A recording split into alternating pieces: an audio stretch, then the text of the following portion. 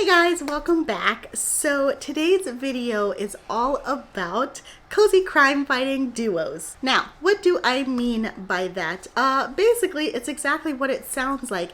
It is cozy mysteries featuring more than one amateur sleuth. Now, typically, well, not all the time, but oftentimes what you will get in cozy mysteries is a single amateur sleuth who we follow throughout the entire story or the entire series.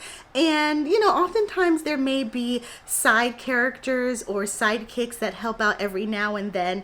But this is something totally different. I am talking about actual duos where we've got more than one, sometimes a group of amateur sleuths who come together and basically have an equal hand when it comes to helping out solve the crime. And I thought it would be fun to spotlight some series that feature duos or groups. That way, if you are into that kind of thing, or you want to try your hand at a different kind of cozy where you've got more than one amateur sleuth, you've got some recommendations to go off of. So without further ado, let's dive into the books. Actually, hang on. Before we dive into the books, let's touch a little bit on why a duo or more than one amateur sleuth might be a good thing. Well, first of all, there's that old adage of two heads are better than one, which basically means you would have more than one person's point of view when it comes to trying to pick up clues or interview people, different tactics when it comes to trying to solve a crime or put the pieces together. And what that means is sometimes you may get the sleuths working together because they are alike in the same train of thought, or they might even have opposing thoughts in which, often there's discourse in who's right in a certain situation. Another reason why this could be a benefit, and to be honest, for me, this is the biggest one, is that usually this means more hijinks and fun ensues. In some of these cozies, well, in some of the ones that I'm about to list, but in a lot of cozies that have duos or groups, you get that fun banter that goes along with it, because oftentimes the amateur sleuth will find themselves in a sticky situation, and if there's somebody right there along with them kind of whispering and making the whole scene really fun, I find that enjoyable as a reader. So now that we got that out of the way, let's dive into the books. And speaking of hijinks, I'm going to start off out of the gate with a cozy series that features a duo, and it's all hijinks. And I'm talking about the Peg and Rose series. As its name entails, it features the duo Peg and Rose. They are sisters-in-law and bridge partners. So one of them is pretty buttoned up. I believe she is a former nun, and then the other one is a bit more crass. So already you can imagine the hijinks because of the different characteristics and personalities of the two. And I believe that this series is oftentimes compared to Murder, She Wrote meets The Odd Couple.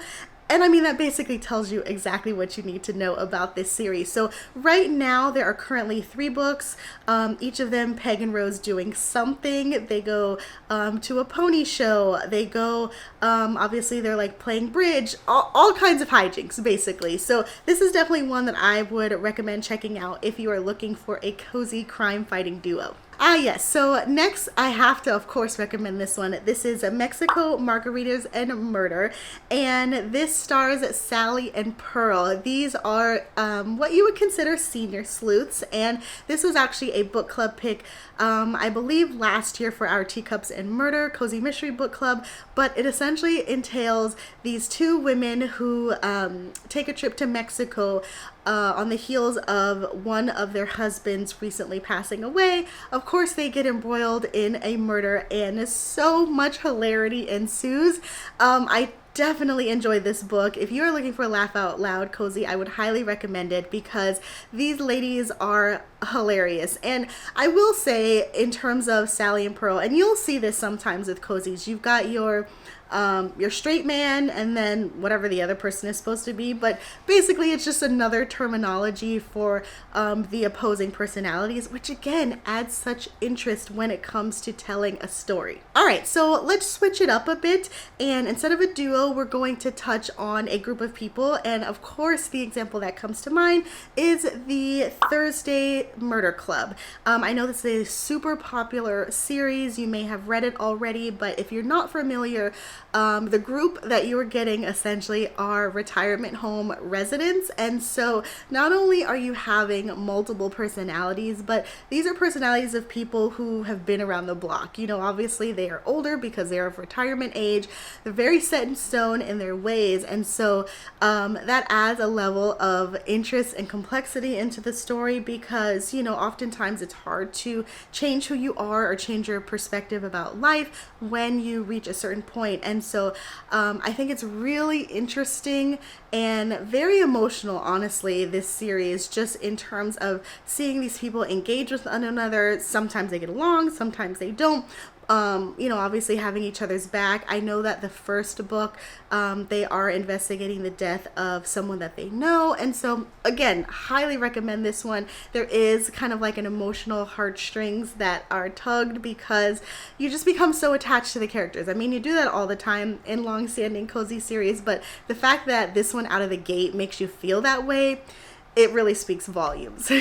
Okay, so another duo that we have is in Harper Kincaid's A Midsummer Night's Scheme. This one was a little interesting because I wasn't sure if I should include it on the list, but considering the direction that the second book goes in, I did want to include it. And so for this one, we have a bookbinder, and it's a duo because the sidekick is her cousin, who is a nun in training. Now, in the first book, you are kind of getting it mainly from the perspective of the bookbinder, the main character, but the second book, fun fact, is actually dual POV, so you're definitely getting the dual, you know, perspective and the two folks working together.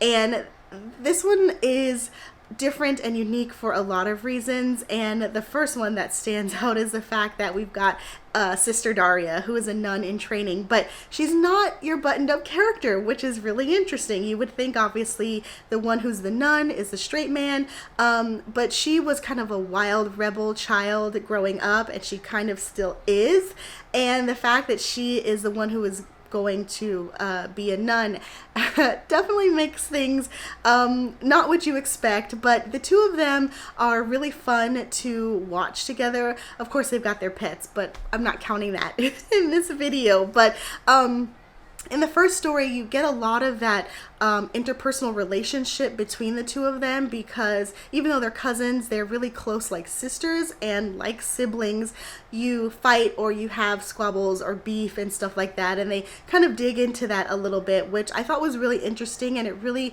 kind of strengthens their relationship between the two of them.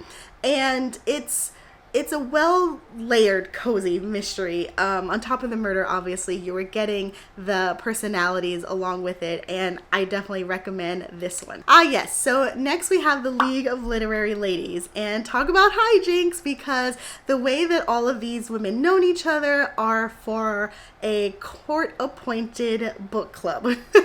So essentially, you've got these three ladies that get into some trouble, and they are squabbling, and the judge essentially orders them to be in this book group, and that's how they come to form their group. And so obviously they go on to solve murders, but already you can tell from how I've described it, the shenanigans are going to happen, because I wouldn't quite call them enemies, but they're not willingly buddying up in the beginning, and so to kind of see them work through that and reluctantly pair off, and then obviously go on to befriend each other enough to solve more crimes, I mean, that's such a fun ride, am I right? Speaking of groups, this one is a bit more cordial. These ladies weren't necessarily forced, but in Sally Goldenbaum's Seaside Knitters series, we've got a group of women who obviously are brought together because they are in a knitting group. And you know, now that I'm kind of going through the list and recalling all of these cozies, the thing that a lot of these often have in common is that emotional depth, because you are dealing with the amateur sleuths and how they interact with one another.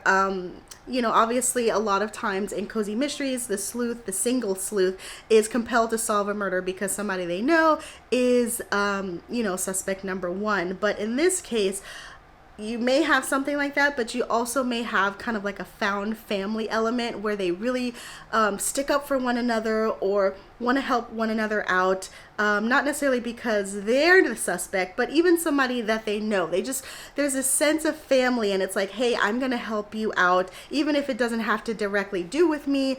I love you, you're my family, so whatever you need, I'm there for you. And I just love that so much. I just love that in my books in general, whether it's cozies, whether it's romance. The fact that there is such a strong support group really makes it feel cozy.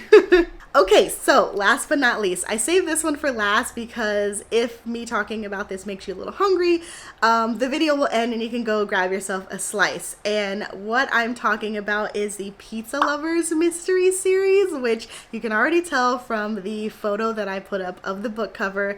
It's about pizza. And more specifically, it's about one of the amateur sleuths. She owns a pizzeria in North Carolina, and the duo essentially is her and her sister, which again, opposing personalities, because her sister is the one who is the sassy one, the loud one. The book is describing her as kind of like running through marriages, so you already kind of get a picture painted as to what her personality is like. And so the fact that you've got these two sisters, there's already going to be kind of that sisterly element in it. But I just love, again, a straight man, funny man duo when it comes to cozies. Okay, so there you have it, a handful of cozies featuring crime fighting duos, crime fighting groups, whatever you want to call it. Basically any kind of cozy featuring more than one main sleuth. Again, there's a variety of reasons why I love this. Hijinks, found family, opposing personalities, you name it. It's just such a breath of fresh air if you are looking for cozies that have any of those elements in it. But again, let me know if you have read any of these, or if you have your own recommendations that you want to add. Of course, this is just scratching the surface, so there's plenty of them out there. And for the people looking in the comments, again, look for those recommendations if folks have left them. Okay, so I hope you enjoyed this video. If you did, please like and subscribe, and in the meantime, I will talk to you all later. Happy reading. Bye.